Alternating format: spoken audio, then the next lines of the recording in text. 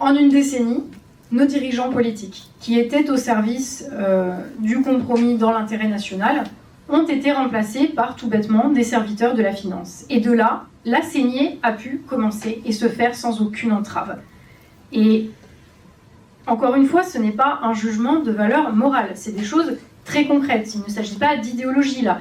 C'est qu'il y a eu besoin de détruire l'outil de production français pour pouvoir piller. Donc, qu'est-ce qu'a fait la classe dirigeante? Elle a établi la libre circulation des capitaux. Là où les capitaines d'industrie d'avant avaient besoin d'un tissu industriel très fort. Pareil, elle a eu besoin de donner l'illusion que rien n'avait changé, donc elle a fait quoi? Elle a établi la libre circulation des biens. C'est-à-dire qu'elle nous a fait croire que non, mais vous inquiétez pas, c'est toujours la même chose, mais sauf que c'est les Chinois qui le fabriquent. Pareil, vous inquiétez pas, rien ne change.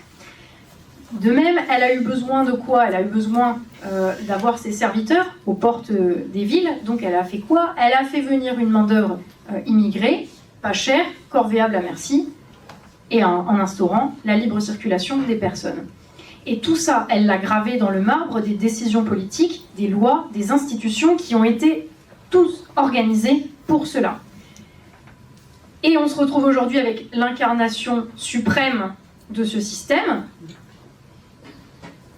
C'est qu'on a un président de la République,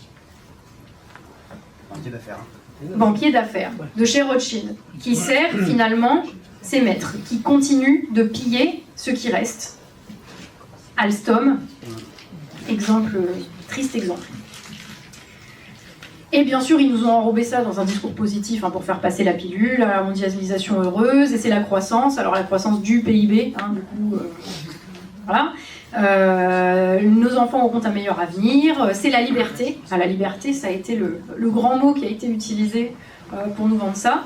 Au final, c'est un peu la liberté du renard dans le poulailler, quoi.